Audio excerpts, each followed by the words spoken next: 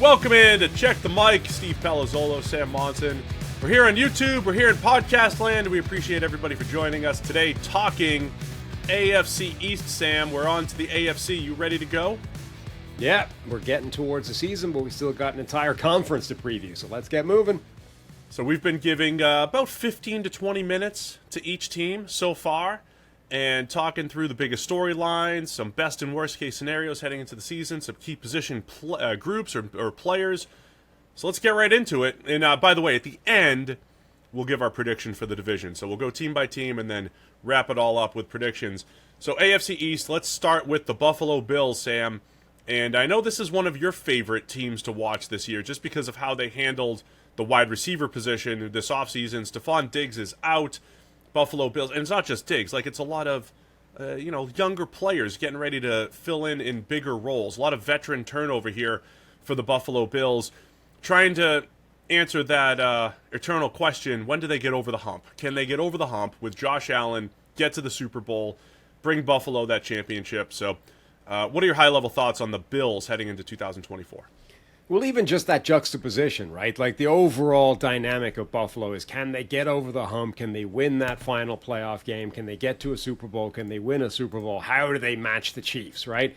And that butted up against trading away your number one wide receiver, effectively. Like those are usually not two things that go together. Usually you're trying to trade for a number one wide receiver if you're trying to get over the hump and, add one more player to change the whole outcome and the end result of a team that's been close but hasn't managed to really get there. Buffalo went in the opposite direction, and with the way his contract was arranged, it didn't seem like that was always a plan, right? This was not something that had been necessarily coming down the pipe, and they knew that they were going to move on from Diggs in this way in this time. This was something that seems to have okay, the Diggs thing has become too big of a pain. Let's move him on. And the deal that they got, neither was that so good that you can say, okay, they weren't planning on it, but the deal on the table was too good to turn down. It changed the whole dynamic. They effectively decided this offseason that, you know what, the cryptic tweets, the sort of acting angry, whatever it is, the Diggs thing is just more of a pain than it's worth, and we're going to get rid of him without a real plan to fix it or to replace him, and we're just going to make the best of a bad situation. So they ship him off. The Texans rework his deal. He's there now, and now Buffalo has this mismatch of weapons at wide receiver, and somebody has got to try and replace Stephon Diggs, or do the Brandon Bean thing and... No, wait, Billy Bean. Which Bean? The TV, Billy. The movie Bean.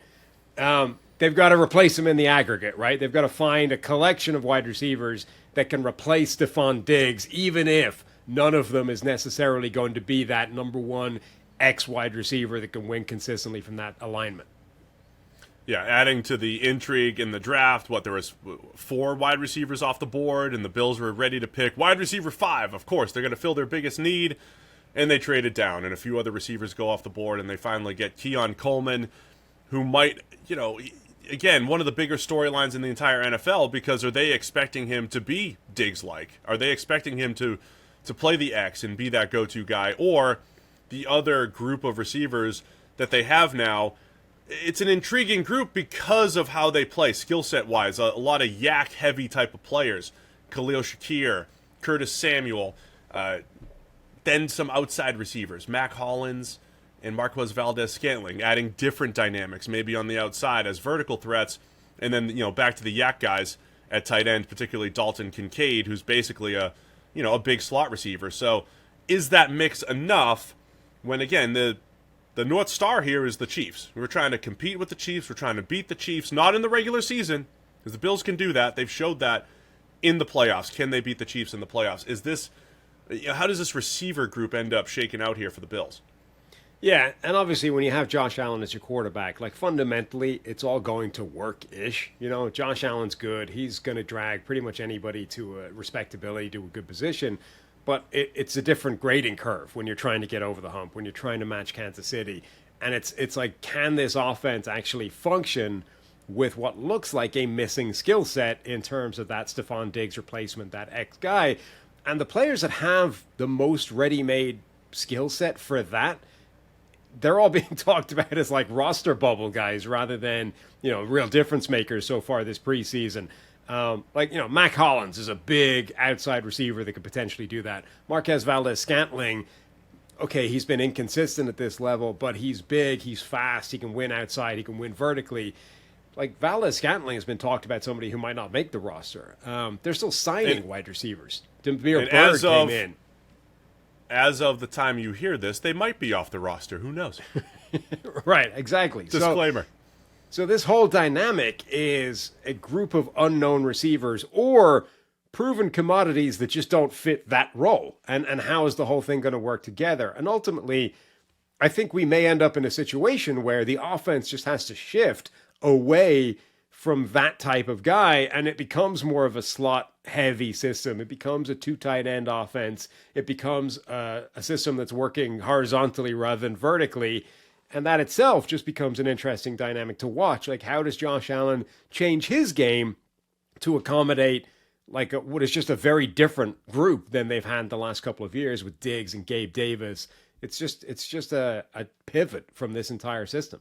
So Joe Brady takes over last year, and the offense looked different. And, the hardcore numbers, the EPA maybe wasn't better, but they won more games. The defense played better and, to correspond with the offense, and they ran the ball more, right? They had games like against Dallas where Josh Allen, who's an MVP candidate, almost didn't have to throw the ball at all, and they just ran the ball like crazy. And I wonder how much that is a part of the strategy this year as well. And it feels like for the last 3 years, Sam, you and I in our preview shows would say, is this the year they're trying to take some of, the Josh Allen, take some stuff off his plate. They're trying to, ease the burden a little bit. Well, Joe Brady ran Josh Allen more than ever. Now, is that because every game was basically a playoff game, or they were 5-5 at one point last year? Is that why? Or are they really going to try to run the ball a little bit more, run the clock a little bit more, protect the defense a bit more, and also be a little less explosive because you lose a Stephon Diggs? So I think they have some answers, to replace Diggs and still create a lot of offense. At the end of the day, though, they still probably need Josh Allen to be superhuman and just hope, a couple of those misses, a couple of those plays where they just miss against the Chiefs in the playoffs, just, go their way this time. Well, it feels like they need that more than ever, right? The last couple of years have been about trying to actually scale back how much they need Josh Allen to be Superman. And maybe let's only tap into that when we need it. And now, without Diggs, without Gabe Davis, with this sort of unknown element of the receiver core generally, it's like, actually, now we need Josh Allen to do that more than ever. We actually need to tap into that at all times because he's the one that's going to have to figure out how to make it all work. Yeah, so I'm intrigued by what this offense looks like, and just here's the story for me in Buffalo overall. Something you don't always see. It's a full youth movement. They've had injuries the last couple of years, so some of these players have, come in and performed well, but there's no more Mitch Morse at center. You no longer go into the season and it's Jordan Poyer and Micah Hyde at safety, and you just know that we have these veterans. There's no more Tre'Davious White at corner. So again, there's been injuries. These guys have been in and out of the lineup the last few years, but they were cornerstone type of players. In addition to Diggs, who we've talked about a bunch, they're no longer cornerstone players to build upon. It's a younger roster where they're relying on guys who have primarily been backups to carry the squad now and to be the guys. This used to happen in the NFL more. Back when the salary cap was harder to manipulate and you lose all your veterans and you bring in the young guys and you go, the Bills seemed like they opted into this and they said, all right, no more pushing the credit card. It's a bit of a roster reset, but the Chiefs did a roster reset a couple years ago and won a Super Bowl, right? So is that what they're banking on, that we can churn the roster a little bit, get younger, and still compete? And do you think they are able to do that this season in Buffalo? Yeah, I mean, to an extent, I think it's just the inevitability of having a quarterback on a big money contract. Eventually you end up with one of these years where you have a little bit more turnover and a little bit more change than you would like ordinarily, but that's just the nature of the contracts, right? Some guys are going to come up at the same time. Ideally, you try and stagger that. You try and make sure that you don't have them concentrated, but ultimately it's a negotiation, right? Sometimes you end up in an area that you're not 100, that you wouldn't do it if you didn't have to accommodate other people. If you just had to set it yourself, this is how we would set this up. So Yeah, I think Buffalo have had a little bit more turnover and a little bit more change than they would have liked this offseason. And it creates an inherently larger amount of risk than I think we've had for Buffalo for the last couple of years. There are more things to be concerned about because of all this change. On the defensive side of the ball, Gregory Rousseau continues to get better and better every single year. He's looked almost unblockable at times during the preseason. Still wonder if they can get Von Miller back. Playing injured last year, the first year where he just didn't look anything like his previous self last year. A guy that they're paying over $19 million per year to be that closer, be that guy that they hoped would go on a playoff run like he did for the Broncos, for the Rams.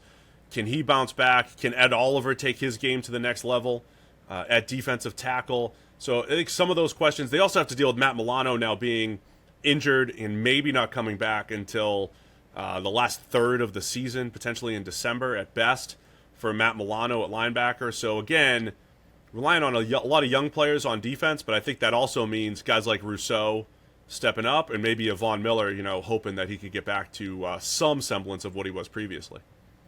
Yeah, I mean, overall, I think this defense is a good unit. It's in solid shape. The difference, one of the moves they made to try and get over that hump and to try and win a game in the postseason that they haven't been winning was bringing in Von Miller, right? And letting him be that closer and letting him be that guy that could make the difference between beating the Chiefs or not. And then obviously Miller simply hasn't been that player for them.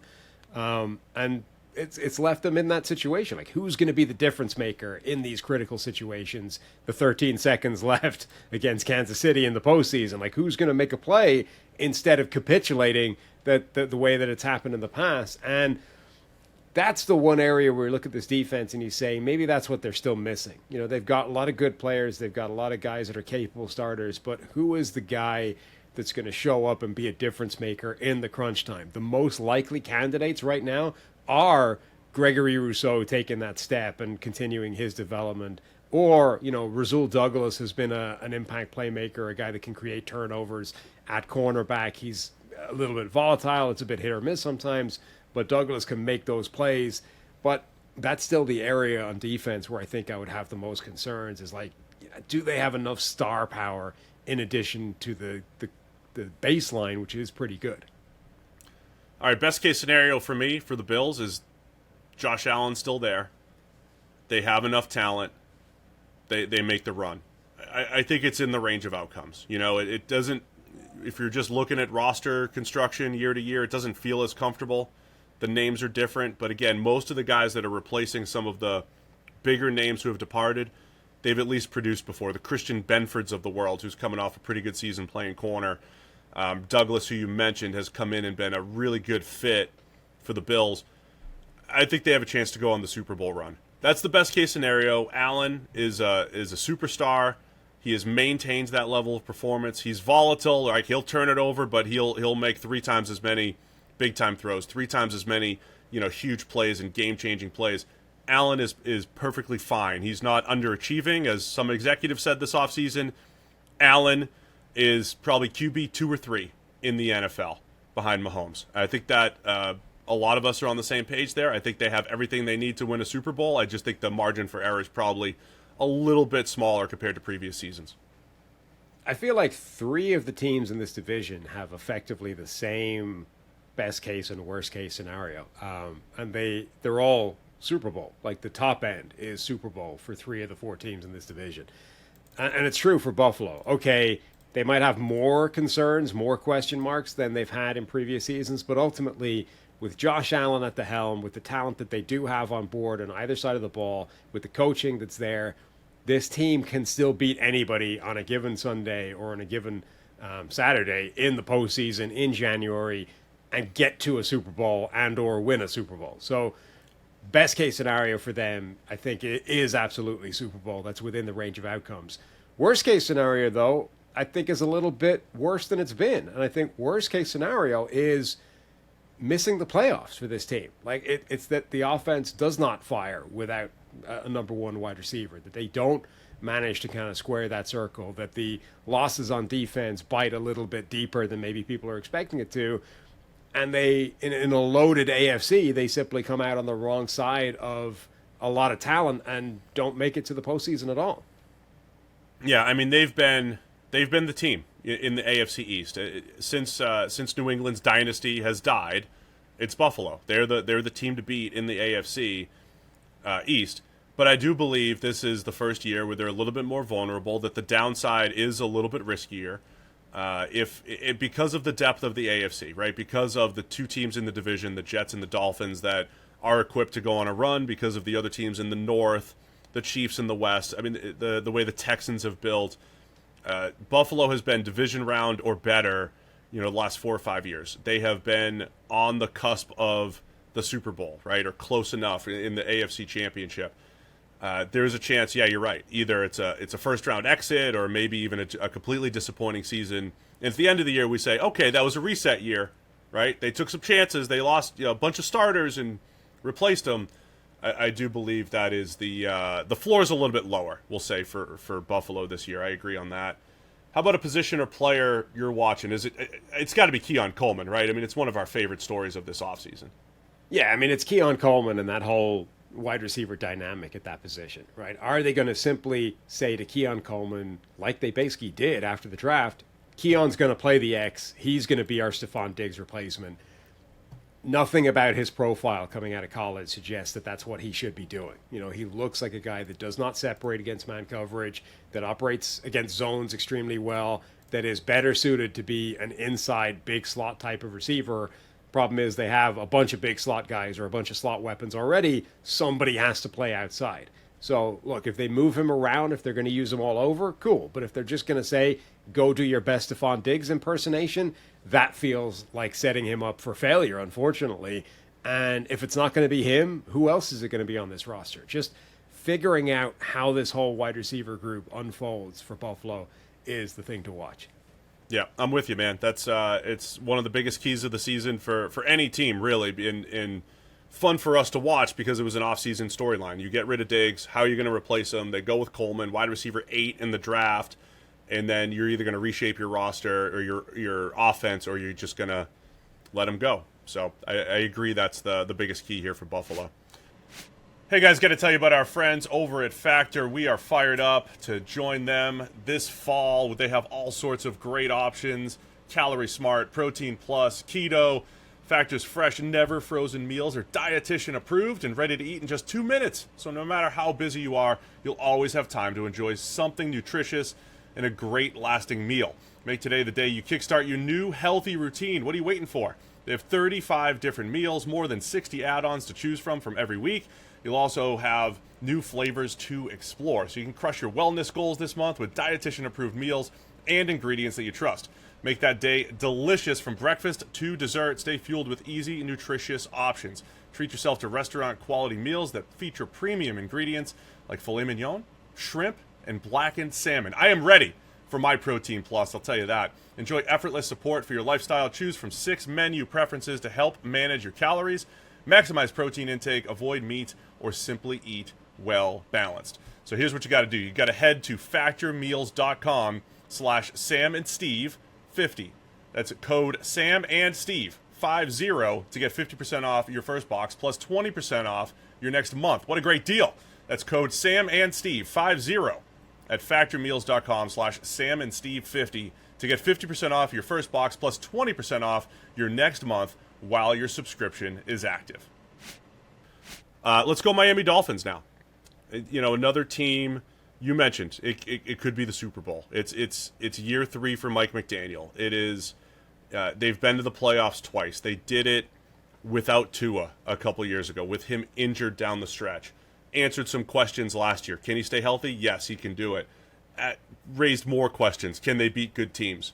Fair questions. Can they actually play with the big boys in the AFC, including the Bills, right? They had a chance. They were the team that could have been a 1 or a 2 seed or a 7 seed, depending on how they finished the season. They finished on a negative note, losing to the Ravens, the Bills, and then to the Chiefs in the playoffs. So that's the biggest question for the Dolphins right now. Is there a next step? Incrementally, it's been good, but year 3, is there a next step to the Dolphins this year? And that's why I think the range of outcomes for these three good teams is all the way from Super Bowl to probably also missing the postseason, because they're all in the same division together, because the AFC is so loaded. Like, it might be a loss here or there that takes you from winning the division to actually out of the postseason entirely, and you miss the playoffs. Look, Miami, it's dealing with the same kind of questions as they were a year ago, really, just a year on. Can you sustain what looks like a great start every year for the whole season, right? Or does this thing have a shelf life that is simply shorter than the entire year? Mike McDaniel has this incredible system, his variant of the Shanahan offense. And for 2 years straight now, he's come into the season with some wrinkles, with some unique schematic advantages. Last year, it was all the cheat motion stuff. And it was like a cheat code. It broke the league. They didn't know how to defend this stuff, particularly when you factor in the personnel, Tyreek Hill, Jalen Waddle, these speedsters that they had getting a running start. But eventually, towards the end of the season, it's not like it wore off, but enough teams were also doing it. It was everywhere, right? The league copied it. And as they copied it, they got a better idea of how to slow it down and how to funnel it.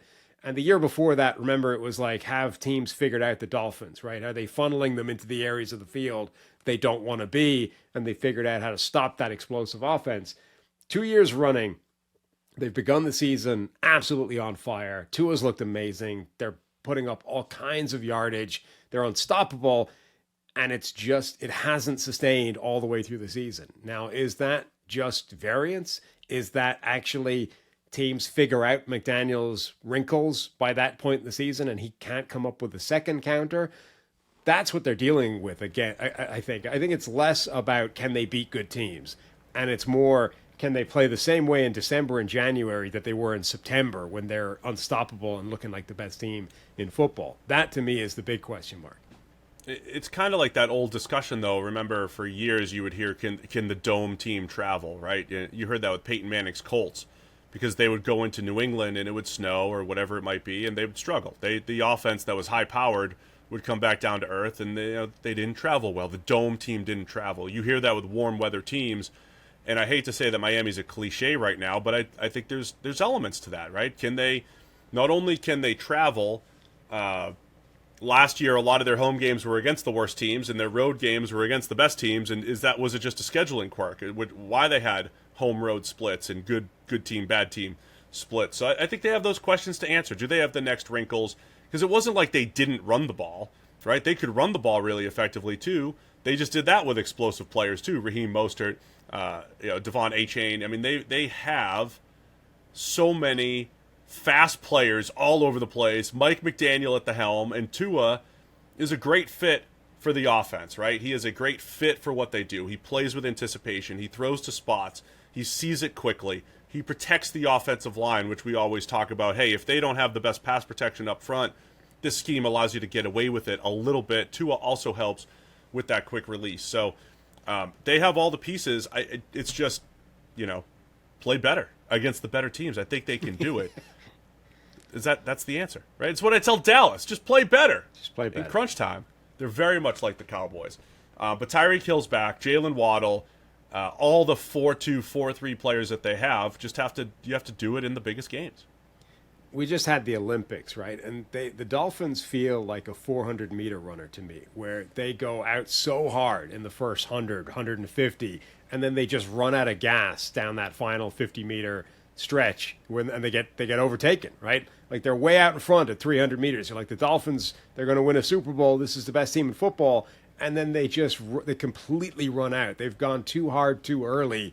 And by the finish line, they're getting overtaken for like 4th, 5th, and 6th. And that's when these teams are passing them and going into the postseason the way that the Dolphins haven't been able to. So my question is not, it's more, is that actually a characteristic of this team? Like, is that now what we're dealing with? And they almost need to build such a lead in the first half of the year to budget this sort of decline in the second half, right? That we've already wrapped up the division by halfway point, and if we drop a couple of games in the second half, we've got enough of a lead that we still win. Or can they figure out a way of resetting that balance a bit and sustaining the heat that they have in the first half of the year down the stretch, because they haven't been able to so far under McDaniel?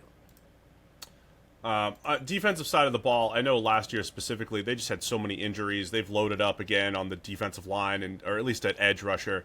Jalen Phillips coming back off injury. Bradley Chubb will be back off injury. They had Shaq Barrett for a minute and he retired.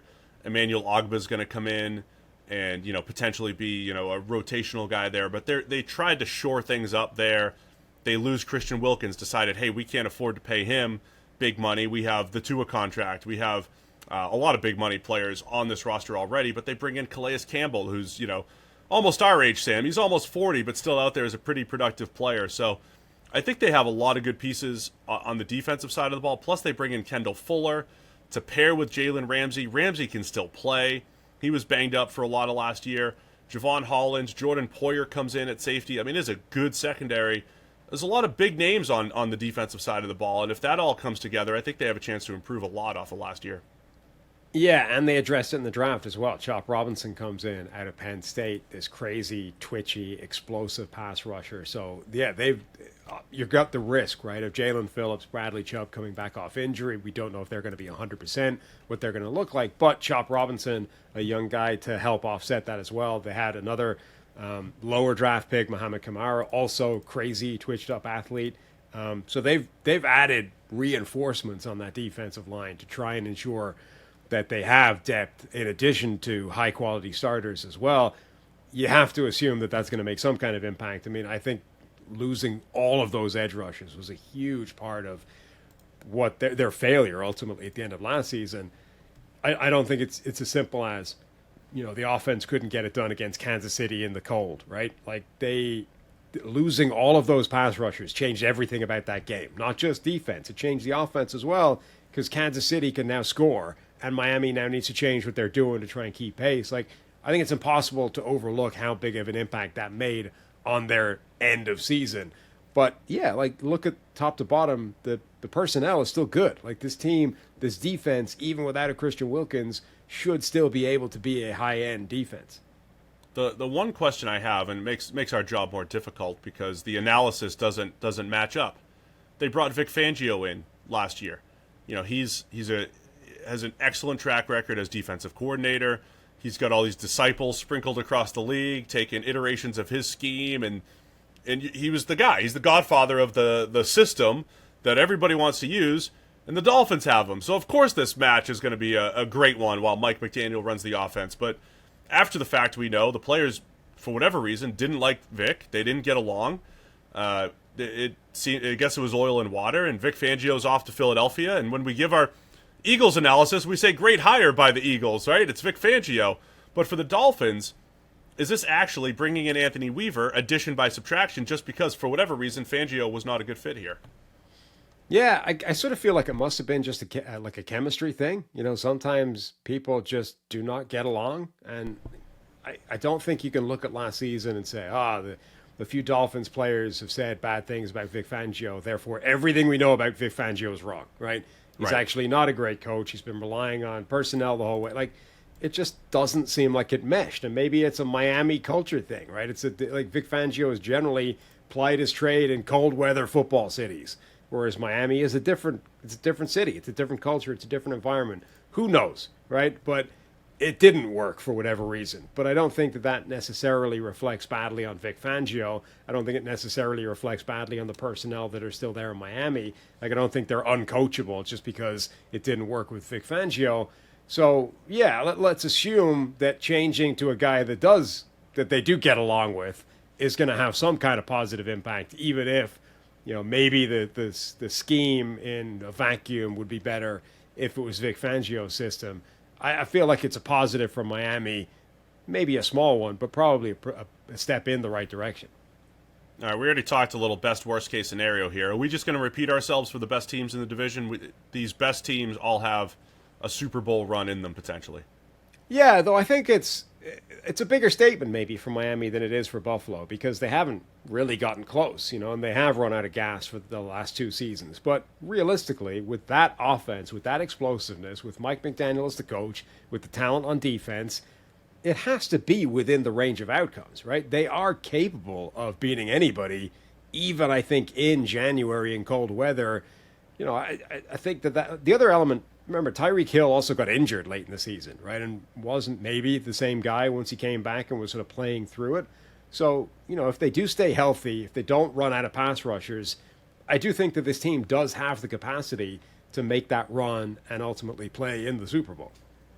Worst case, whether it's, they regress or, if they come out of this year with the same questions, right? We can't beat Buffalo in the division. We can't beat the Chiefs. We can't beat the Ravens. We can't beat a Bengals team with Joe Burrow. Then I think you're back to, well, we just paid Tua, $53 million, and we can't beat, are we only the 6th or 7th best team in the AFC every single year? So to me, that even worse than missing the playoffs and having a disappointment, it might be even worse having these same questions a year later. Yeah, I mean, in win-loss terms, the worst-case scenario is probably still just narrowly missing the playoffs, being in the wrong side of that equation by the end of the year. But bigger picture, you're right. If they do it in the same fashion, if it's now 3 years of starting hot and then collapsing down the stretch, that's one of those ones. I think in general terms, it's a really difficult thing in a lot of sports, but football in particular, to come out of the end of the year where it's a binary outcome, right? Did you win a Super Bowl? Did you not? And if you didn't, what went wrong, right? And ultimately, sometimes it didn't go wrong. You just ran into a better team or they beat you on the day. Like, it doesn't mean there's a fundamental flaw with your team. It just means it didn't happen that day, and that's sports, right?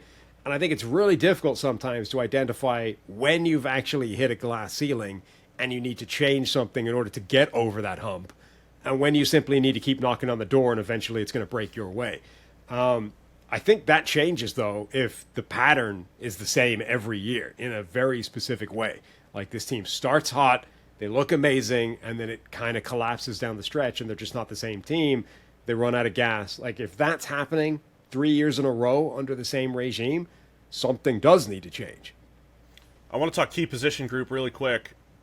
For me, it's defensive tackle because of Christian Wilkins' departure. Zach Sealer's still there. Calais Campbell comes in again. He's pushing 40.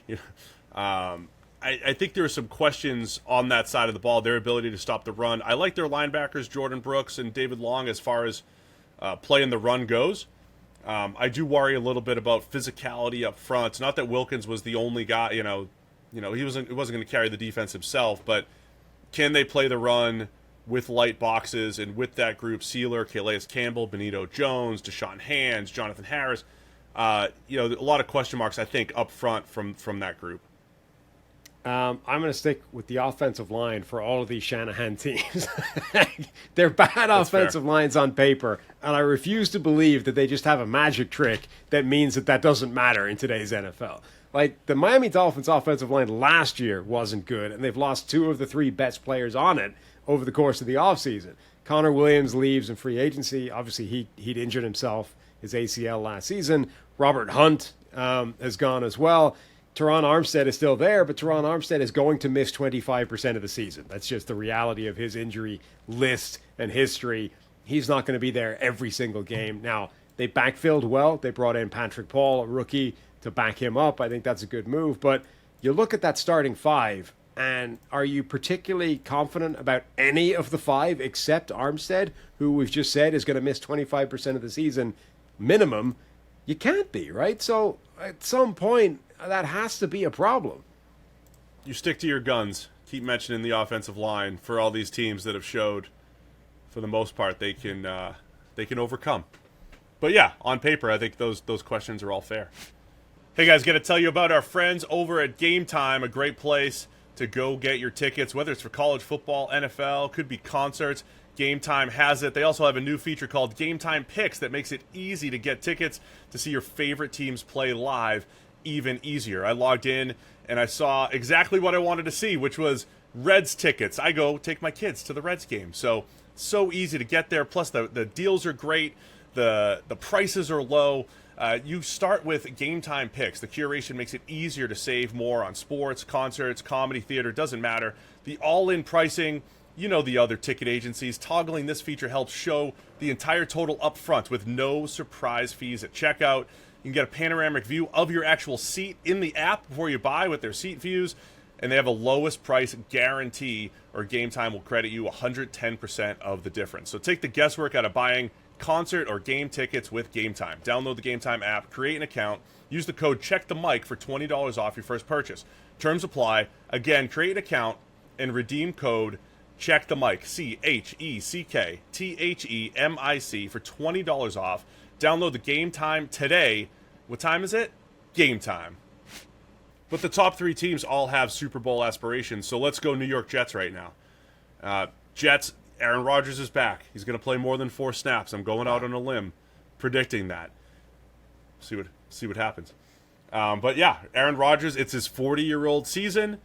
The Jets they've stocked up on the offensive line. Last year at this time, it was like, hey, it's Rodgers. He's got some guys to throw to. The defense is good, but the offensive line isn't going to hold up. And we didn't really get to see how the offensive line would hold up with Rodgers, but we know they weren't good.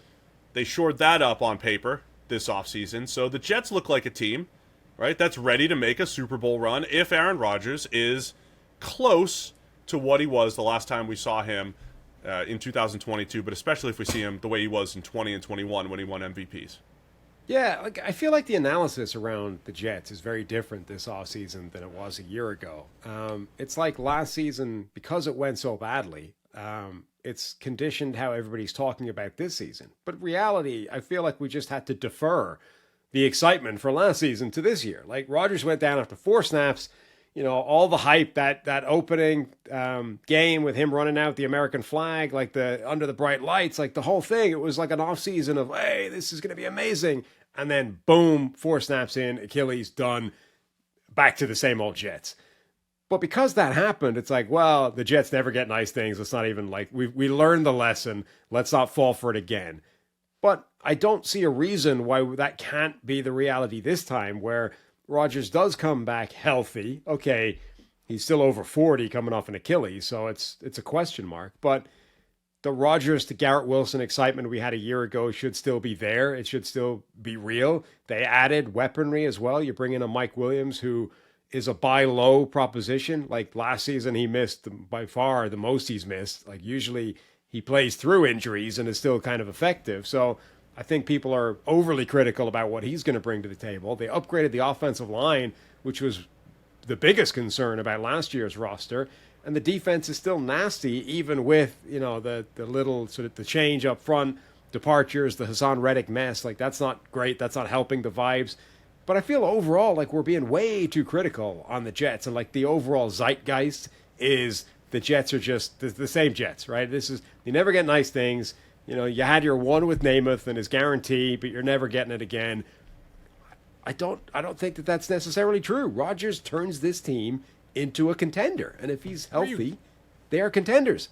Where are you getting all those vibes? I think there's plenty of hype here for the Jets. I mean, I think if they all stay healthy on the offensive side of the ball, it's a big if because they brought in some injury-prone players, but I think Garrett Wilson's ready to really become a star. He's already looked like a star, catching passes from Zach Wilson and friends over the last couple of years.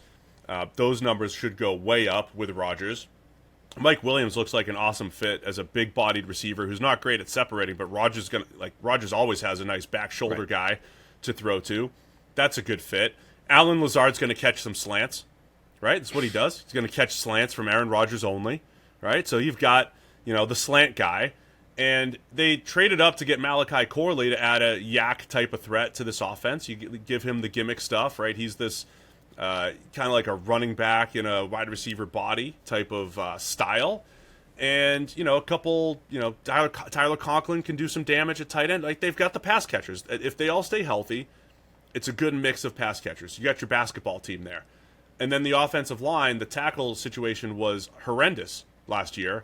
You have Tyron Smith coming in, who was very good last year, by the way. We've always talked about his injuries, but when he was playing last year, was excellent. And Morgan Moses, the great Morgan Moses, at right tackle, very durable, returning to the Jets, still a good run blocker, efficient in pass protection.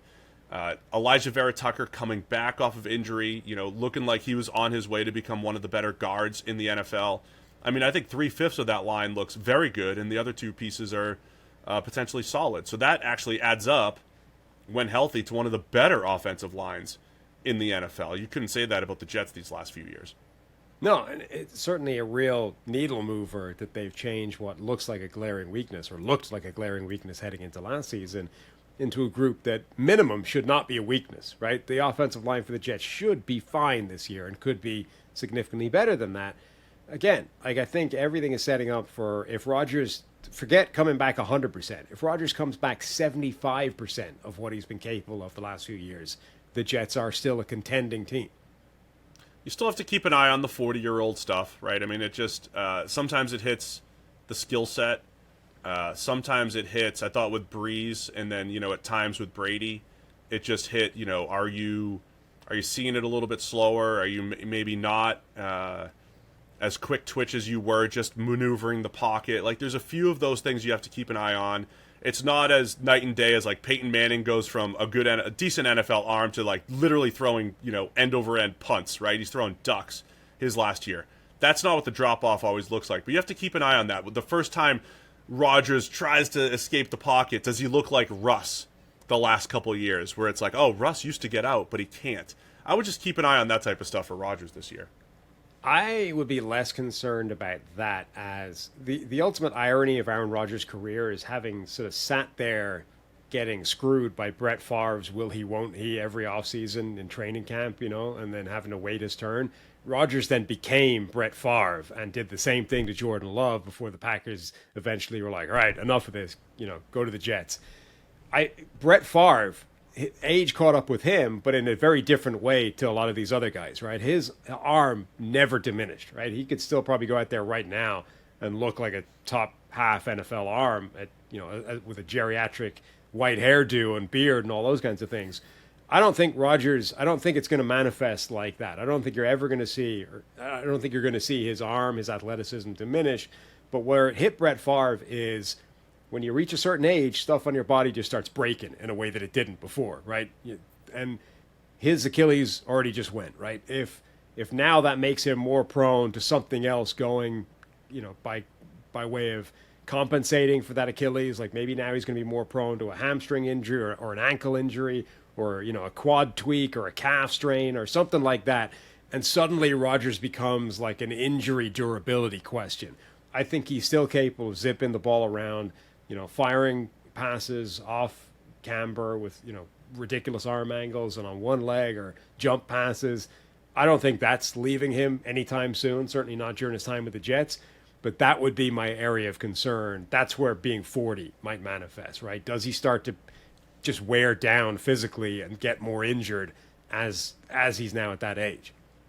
It's been an incredible effort from this defense the last couple of years, especially with an offense that had very little chance to put up points and lost a lot of low-scoring games where the defense did their job. Can they keep that up? The Hassan Reddick drama potentially takes away some of their depth, right? If they just had Bryce Huff back, or they had Reddick on the field, and they still had Will McDonald, the guy that you would peg to probably replace a lot of that production, whether it's from Bryce Huff or Reddick, that depth up front might take a hit here, depending on how the Reddick situation actually plays out. But do they have enough rushing the passer? And then secondary-wise, I mean, is it the best trio of corners when you look at Sauce Gardner, who I think is the best corner in the NFL? DJ Reed is as good of a number 2 as you get. Michael Carter II played pretty well in the slot last year. They've got a lot of pieces in the back end, once again, to have one of the better defenses in the league. Yeah, like the Jets' defensive front had become a very Philadelphia-like in terms of so deep. Not just the starting 4, but they had a lot of guys off the bench that could come in. Bryce Huff was a situational guy who couldn't really find an every down role on the field, but what was part of that depth, that rotation that could really affect the quarterback, even 6-7 guys deep. They don't have that anymore. They should still have some real teeth up front. Quinnen Williams is still there. He's a dominant interior presence. Jermaine Johnson, I think, is going to take a step forward this year and be a really good player on the edge. Will McDonald is a little bit unknown. He's got burst. He's got the ability to rush the passer. They're kind of continually pointing out that he needs to bulk up and be able to defend the run, and he doesn't look like he has that yet. But if they don't have Hassan Reddick, and this I think does change if they get him back, but that's becoming harder and harder to do as this becomes more and more entrenched and the fines go higher and higher. If they can get Hassan Reddick on the field regularly this season, cool. If they don't, though, you are kind of, it isn't as deep as it used to be. You've got Quinnen Williams, Jermaine Johnson, whatever you get out of McDonald, that's kind of it. I mean, Javon Kinlaw had the best season of his career a year ago, but it still wasn't great. Solomon Thomas has never really been the high draft pick that he was supposed to be. Like, they just don't have the depth that they had the last year or two. And some of those teams you mentioned, Eagles' depth or the Niners' depth when we talked about the NFC West, you know, the best defensive lines they get players plucked from them, or you have to rely on young players to step up. This does happen with the better defensive lines. It's just the Jets have to go through it this year, and it just adds, I think, a little bit more of a question than maybe they had last year when they were rolling deep, and a guy like Will McDonald wasn't even needed as a rookie, even though maybe he could have contributed as just a pure pass rush presence. So let's talk best case scenario. We've said for these first two teams, Bills and Dolphins, they can make the Super Bowl run. What does that look like for the Jets? Are they capable as well? Yeah, healthy Aaron Rodgers looks something like his best play. You know, absolutely cooks with Garrett Wilson. The offensive line looks good. Breece Hall has a dominant year. The defense stays at the kind of level it's been the last few years, and the Jets are as good as any team in the NFL and legitimately make and maybe win a Super Bowl. Like, absolutely, I think, within their range of outcomes. Yeah, so I think that involves Rodgers kind of getting back to more 2021 level. And all of that is possible. I think worst case, though, look, Rodgers didn't play his best football in 2022. It coincided with a younger receiving group. We know how much he likes to run his offense and everything. Is he still going to have full control? And if things go south, or if he doesn't have the best chemistry with like a Mike Williams or whatever it might be, does everything kind of snowball from there? And then I think, again, it's easy to just say injuries are the worst case scenario for every team. However, with the Jets in particular, you opted into Mike Williams, who gets injured. You opted into Tyron Smith, who has had his injury issues, and you opted into Aaron Rodgers, who's now 40. So that has to be part of the worst case scenario. Is this offense deals with similar injuries as last year because of the way they've built this team. Yeah, I mean, the worst case scenario, we saw it last year, right? Old man Rodgers gets busted, and that's the season up in smoke immediately. Now, maybe it lasts longer than 4 snaps, but ultimately, the worst case scenario for the Jets does involve Aaron Rodgers not staying healthy. And yeah, it's an easy cop-out to say injuries ruin any team, but the guy's 40 years old coming off an Achilles. That's one of the single biggest variables for this team heading into the year. If Rodgers gets hurt, if it happens again, or if something else happens to him, based off the fact that he's coming off an Achilles at 40, if he's simply not the player that they're banking on, that's how things unravel, and they're the team they were a year ago. I want to add one more piece to the best case scenario. The way the Jets, a lot of buzz for Braylon Allen, who's going to be more of a backup running back, big bodied running back, but Breece Hall coming back with his explosiveness. Rodgers, when he had Aaron Jones, they were never a run-first team in Green Bay because, again, Rodgers likes to do a lot at the line of scrimmage. He likes to check to passes. The short area pass game, the quick game is a big part of Rodgers' game. But he'll have a potentially explosive run game to pair with that receiving group. So, again, the Jets have all the answers, I think, on the roster, on paper, to make that Super Bowl run. Worst case, as I mentioned, I think it's injury based. How about key position, key player? What are you looking for here for the Jets that we really need to keep an eye on?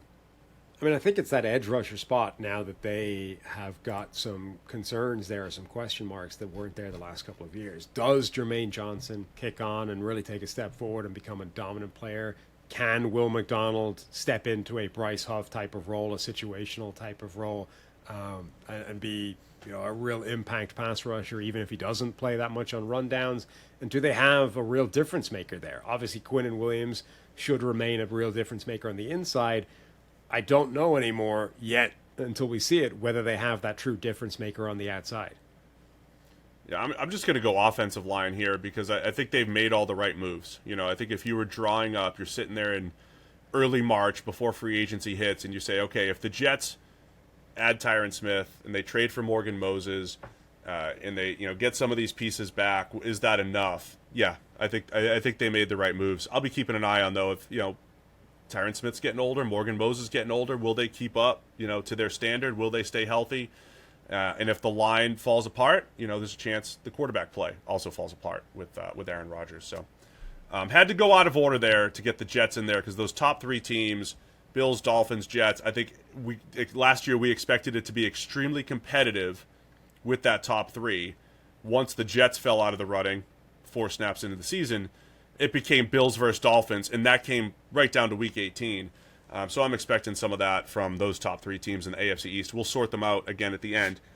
Remember the early days of fantasy football? It was fun, it was simple, and unless you're like me, prep didn't feel like studying for a math test. Fast forward to today, and there are millions of experts out there, and it's tough to decipher what content will actually help you win your league. Until now. Fantasy Pros is the best site to do all of the work for you. They aggregate all of the experts and combine it into one set of rankings. Even better, their Draft Wizard has a tool called the Draft Assistant, which connects to your league no matter where you play. Drafts used to be fun, too. You'd have a few drinks, some food, enjoy the smack talk with your friends. Let's bring that back. The Draft Assistant tracks how your drafts go, who the best available player is, what trends are developing with your competitors, and a whole lot more. So this season, work less and win more with Fantasy Pros. Again, let's let Fantasy Pros do the work for you. So go to fantasypros.com/33team-assistant and sign up to crush your draft and win your league. Again, that's fantasypros.com/33team-assistant. Let's go New England Patriots, though, to wrap up the AFC East. No offense to the Patriots, but expectations are lower in New England. Bill Belichick is out. Drake May is coming in at quarterback. Gerard Mayo's the new head coach. A coaching staff that used to just be really small, and Belichick's inner circle essentially of coaching staff is now Gerard Mayo pulling people from all over the place as coordinators, as position coaches. So massive transition year in New England. Early reports out of camp, the offense had been struggling. Jacoby Brissett was supposed to be the bridge quarterback, but it seems like as of record time, Drake May, on his way maybe to getting an opportunity to start. We'll see what ends up happening, but what are you looking for here for the Patriots this season? Yeah, they were an interesting team this offseason. Obviously, getting rid of Bill Belichick, so everything is different now. And part of that was their position at the top of the draft. Are they going to trade out? Are they going to get the quarterback next year? Are they going to try and assemble draft capital, bring in an impact player somewhere else, and then come back next year for the quarterback? Instead, they stayed at number 3, despite apparently having some pretty significant trade offers to move out of that spot. They were like, no. We'll take our guy. We'll get Drake May. Some people had Drake May as the top quarterback in the draft. A lot of people had him as the number 2, and they end up getting in number 3 overall. Theoretically, from that perspective, you could see that as really good value. But now the question became, but is the situation around Drake May so bad that he doesn't have a shot as a rookie? And that, I think, is really their question. Obviously, Jacoby Brissett is what he is, which is backup/bridge quarterback at this point in his career. So the starting question is not, is Jacoby Brissett the guy? The question is simply, when is Drake May ready? And if he's ready, when is he actually going to get harmed by the situation that's around him, right? And that would be the concern. The wide receivers group is still iffy. That's why they were sniffing around Brandon Ayuk when that was a trade discussion. And Ayuk apparently didn't want any part of that because the situation is so bad. But that's what they're trying to do there, is jump forward. And then the offensive line, looks like a real weakness on paper. Pairing that with a rookie quarterback is a concern. Yeah, it comes back to that discussion you and I always have is, when do you play the rookie quarterback? Do you ever put them into a situation that is detrimental to their development, or is it just, give them the reps? More reps are always better. But, look, I made this point around draft time. New England was left with one of the worst rosters in the NFL. That's what they've had the last couple of years. Now, on the defensive side of the ball, a lot of the Belichick regime picks they've re-signed. There's a group of solid players that have a nucleus on that side of the ball that is not bad. But the offense is the same offense that essentially ran Mac Jones out of town. The similar offensive line. The same question marks at receiver or general playmaker. And so, yeah, those are fair questions. Vidarian Lowe might be playing left tackle this year for the Patriots. Third rounder Caden Wallace was a fine starter at Penn State, but is he ready to be a starter? Chuks Okorafor essentially got benched in Pittsburgh last year after 5 average to below average years as a starter. Is he going to be the starting right tackle? Is he going to be the answer? So those are the types of offensive line questions that New England has this year. And then at receiver, a lot of buzz for the young guys, Javon Baker and Jalen Polk. And at some point they could be the guy, but I don't think either one's a true one. I don't think, they're just, they're nice developmental rookies that are probably going to see some time this year. Demario Douglas gets the most hype around camp and was awesome last year as a rookie, as a slot playmaker. So some intriguing pieces, but, there's still multiple pieces away. Offensive line, pass catcher, multiple pieces away from feeling like, hey, Drake May has as good of a situation as name the other rookie, right? It's not as good as Caleb Williams. It's not as good as Jaden Daniels or J.J. McCarthy or even Bo Nix. So, New England's got to figure out if they really want Jacoby Brissett.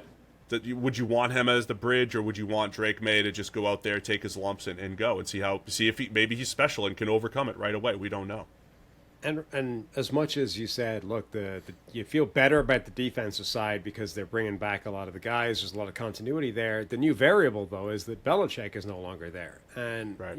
Belichick, the GM, was always criticized as having let down Belichick, the coach.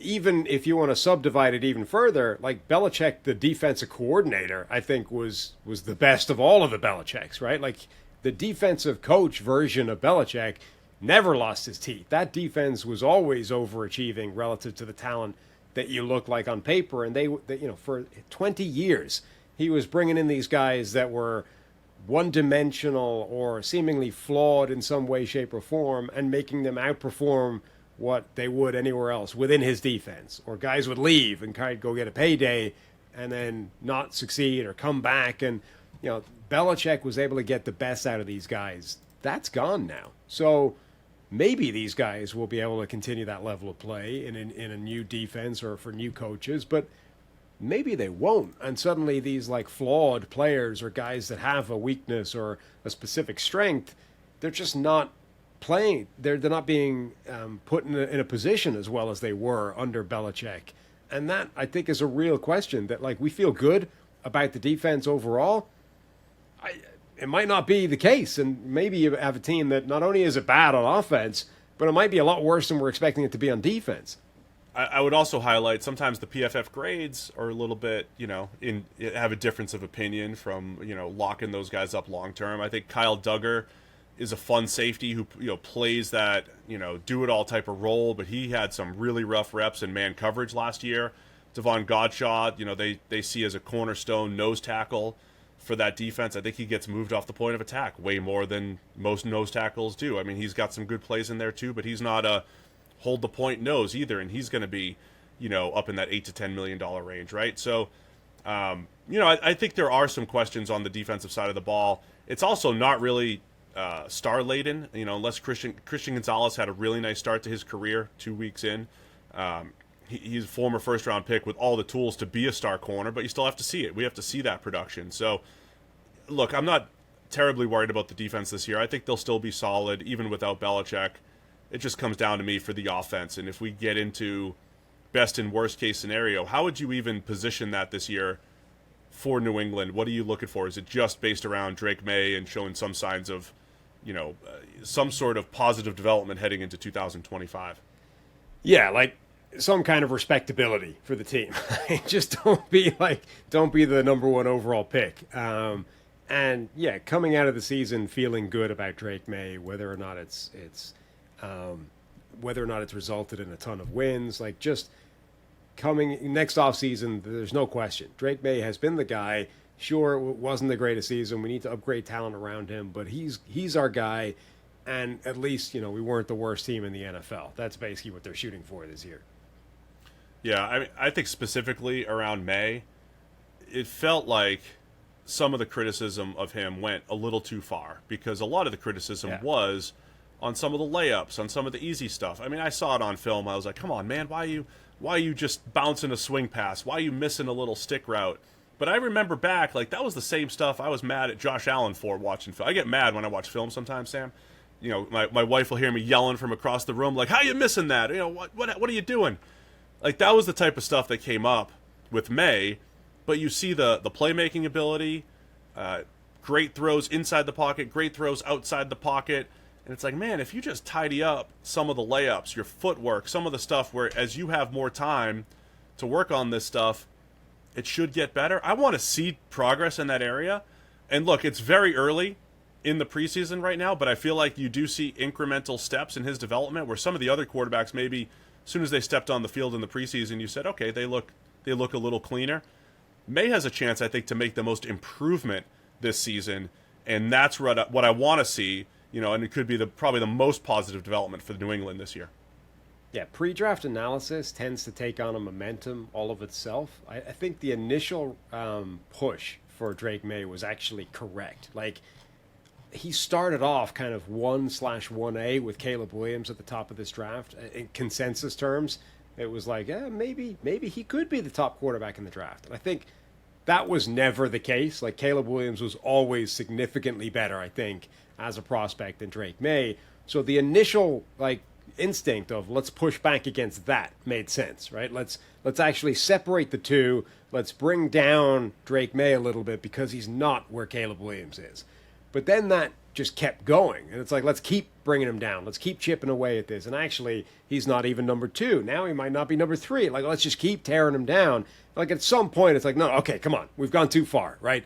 Like, he's still a really good prospect. He still has all the tools. He's still big, strong, has an arm, can make all the throws, has some special within his range of outcomes. Like, yeah, there's some things that are frustrating, and that's why he's not where Caleb Williams is.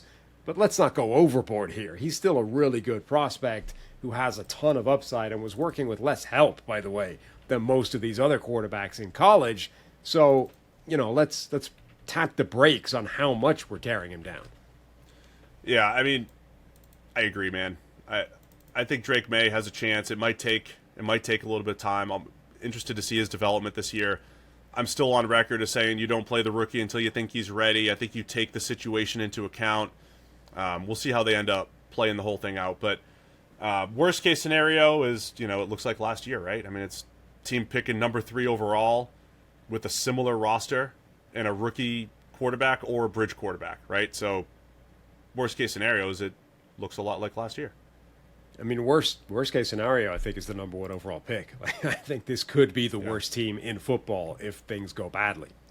And there's reason. Like, it's first-time head coach, first-time play caller on offense, right? A mishmash of coaches coming from all different systems and everything. It might even just take a year to gel. And Gerard Mayo getting used to the job. It is a big leap for Gerard Mayo taking over again in this situation. So it could be a rough year for New England. The other piece, best case, is you get one of those like Brian Daboll's first year. I know they made the playoffs, but it just felt like the team played better than they should have. Like, if you start to get those vibes coming out of New England, that they're just overachieving or Mayo's getting the best out of the group, I think that's another potential positive outcome you could get out of this season. Any key position, key player that you're looking at here this year? Well, you said before, right, that, you know, you don't play the rookie until he's ready. I would also suggest that you might add a clause, like a secondary clause to that, which is you don't play the rookie until he's ready or until Vidarian Lowe is no longer your left tackle. That would be clause number 2 in my when do I start the rookie quarterback thing. Offensive tackle, I think, is the big thing. Like, we could focus on wide receiver. Obviously, Drake May is the critical player for this team, but that might be the single most determining factor. Like, when do I even want Drake May on the field? My first question is, who are my offensive tackles? As long as those guys are who they are, I don't know that you want Drake May out there at all. No, I completely agree. I mean, the offensive line, and it should, they say it won't, but that should have some sort of, it should be part of the decision as to what you do with Drake May. The other person that I want to keep an eye on is Keon White, you know, former second-round edge rusher. Now that they've traded Matthew Judon, a little bit more on Keon White's plate. Didn't play a whole lot as a rookie. Showed some of those flashes. He's a former tight end. Went from Old Dominion to Georgia Tech. still felt like he needed to learn how to play football, right? He was just a bowling ball. You loved watching his film, right? He's just trying to run through tackles, but he has enough power to do it, even at the NFL level. If he refines his game, Keion White has a ton of potential. So I think we'll finally get to see more reps of Keion White and what he can do. Big development season for him. I never actually made this comp during draft time. I had an even more ridiculous comp for him. But back when I was playing in the Irish League, I played with a guy who literally didn't know what a down was, right? He played defensive tackle. And it was like halfway through his rookie season, he asked somebody in the huddle what a down was, right? Because he'd just basically been told, like, just go get the guy with the ball, right? Don't worry about anything else. Just go get the guy with the ball. That was Keon Coleman in college, right? It's like he had no earthly idea what he was doing. They were just like, just go whoop the guy in front of you, get the guy with the ball. Go get the ball. Like that, like Daniel Bateman from The Replacements, right?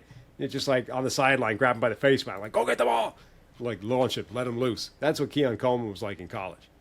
You know the implication is that you think Keion White didn't know what a down was in college. I just based he off just that story. His tape. I'm not saying he's dumb. I'm not saying he didn't have any clue what he was doing, but he played the game like somebody that did not have a high level of like knowledge, sophistication, technique, ways to win. He was just an athletic monster who was just like let loose on an offense. A tight end transitioning to the edge, Right. and rushing the passer. Yeah, absolutely. All right, man, let's wrap up the AFC East with some predictions. So we've been doing this every single division. You go first. Give me your projected order of the AFC East. Okay, well, again, pushing back on the narrative that you think I've invented, I believe that the New York Jets are going to be contenders and win this division and, march their way through the playoffs, who knows how far. I believe the Buffalo Bills will be the second team in this division. Miami Dolphins will be the third, and then the New England Patriots will be bad. Yes, you and Joe Namath believing in the Jets this year. This is the year it happens. I'm actually going to believe in the Buffalo Bills once again to win the division. Despite all the turnover and maybe a little bit more hype for the Dolphins and the Jets relative to the Bills. Give me the Bills number 1. I'll take the Dolphins 2, the Jets 3, and the Patriots 4. So as I always tend to do, it's the same order as last year. Repeating it again in my predictions. But yeah, the Bills will still be the kings of the AFC East at the end of this year. Creative. Very creative. Yeah. Just Steve, Chalk, Palazzolo. All right, that's it for us. AFC East is in the books. We got 3 more divisions to run through. Don't forget, we've checked out the entire NFC. We're working our way through the AFC. Go check out all of our division previews. And if you're new to the show, welcome. Welcome to Check the Mic. Hit that subscribe button either here on YouTube or wherever you're listening to this podcast. All right, thanks to everybody for tuning in. We'll see you again soon. Check the Mic.